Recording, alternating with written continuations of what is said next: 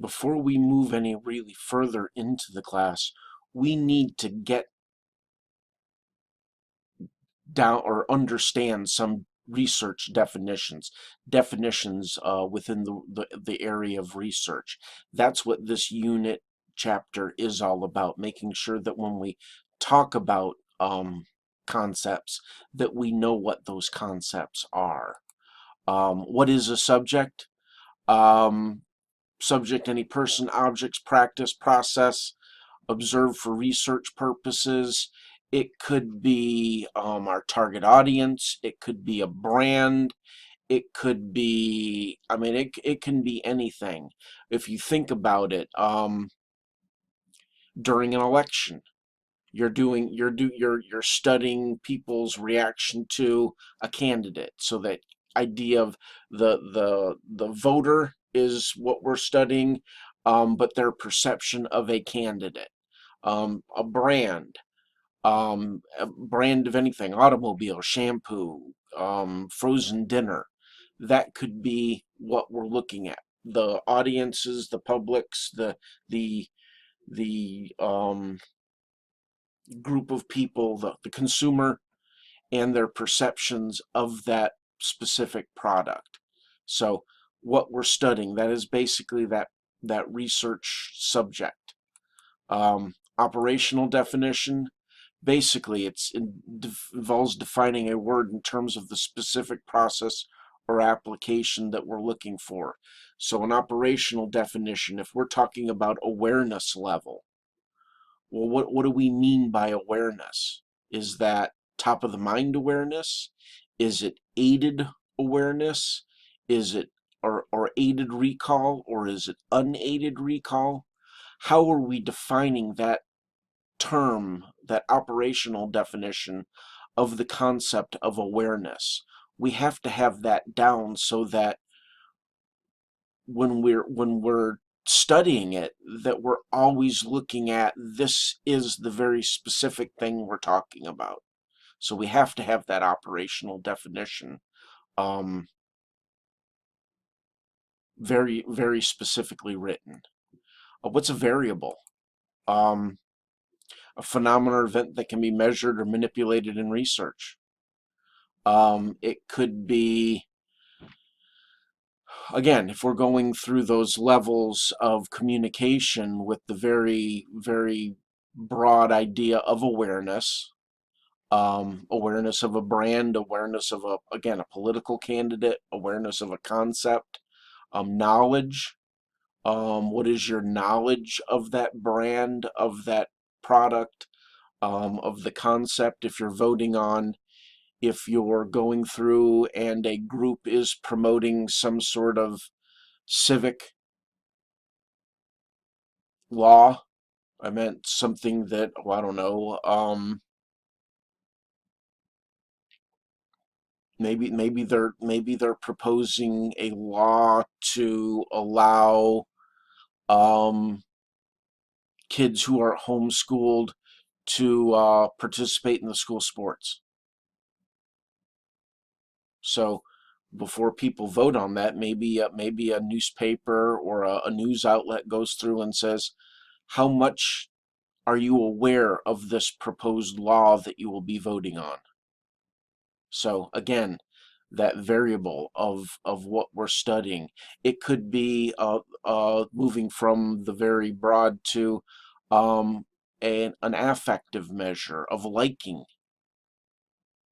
I like this idea. I like this product.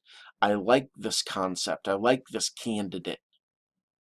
Maybe it's preference. I prefer this brand over that one.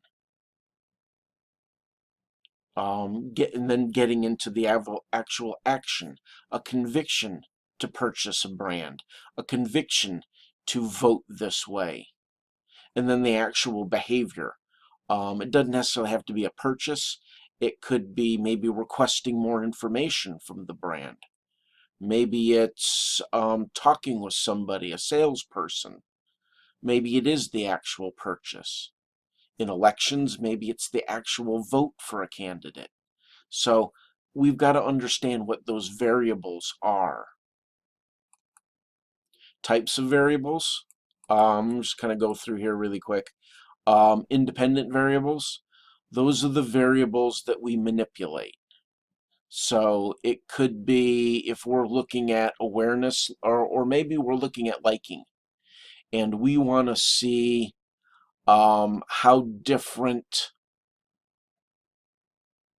advertising appeals affect liking of the brand.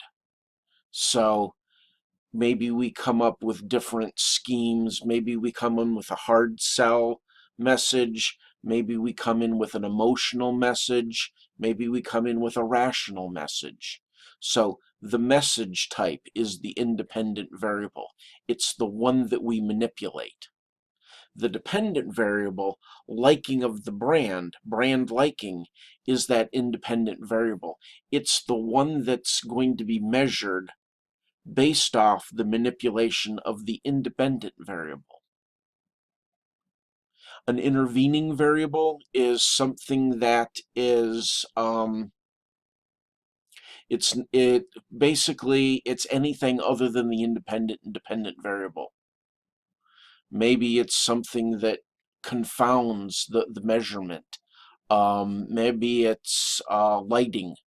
Maybe it's temperature. Maybe it's the time of day they see the independent variable. Maybe it could be anything. It's anything that gets in between the independent variable and the dependent variable that may affect the outcome.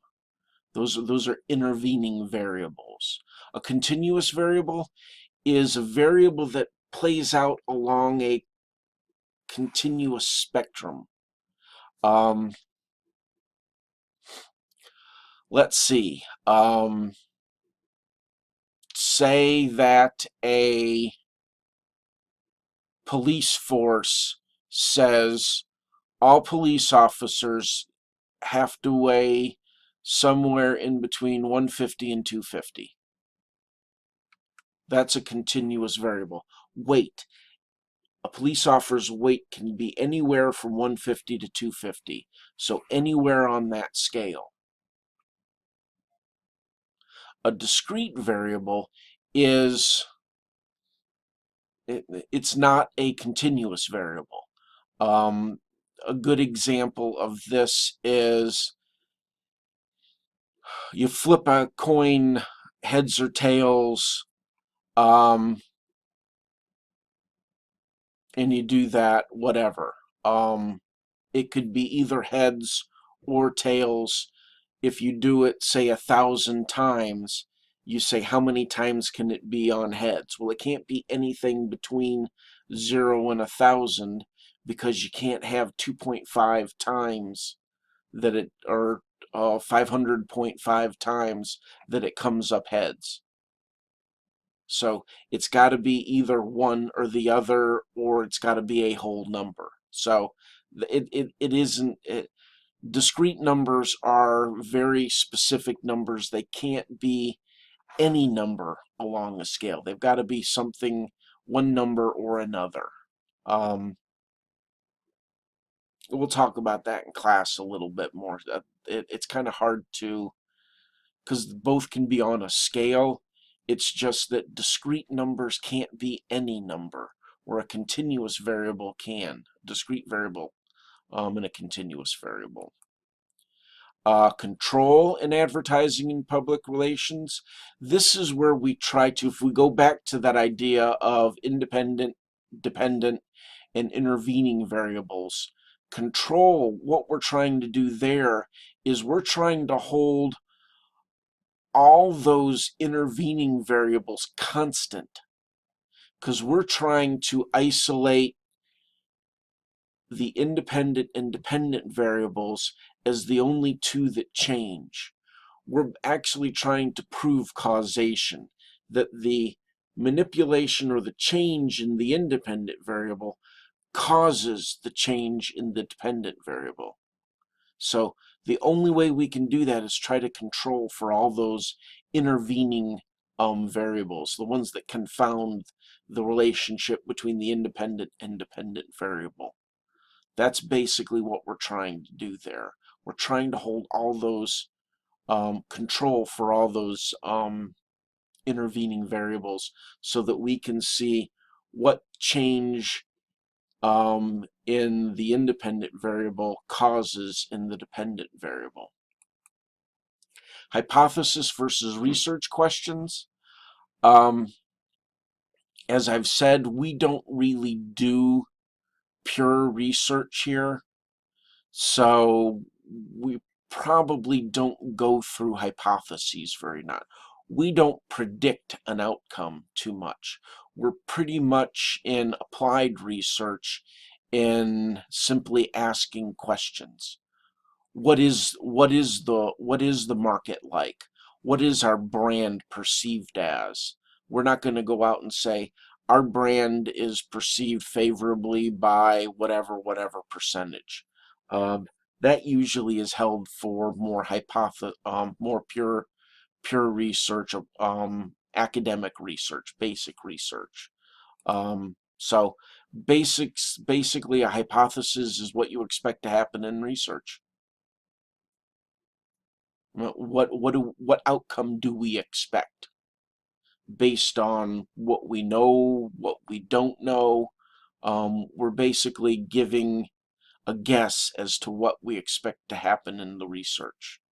Um, a research question um, basically is what the researcher wants to know know most in a particular situation. Basically, that's what's going through. Um, And again, hypotheses predict an outcome, research questions don't.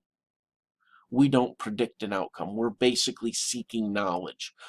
Research questions are, again, usually used mostly in applied research and where we are trying to, we're basically in exploratory mode. We're exploring what the world is like in order to make a decision, in order to gain some insight for decision making.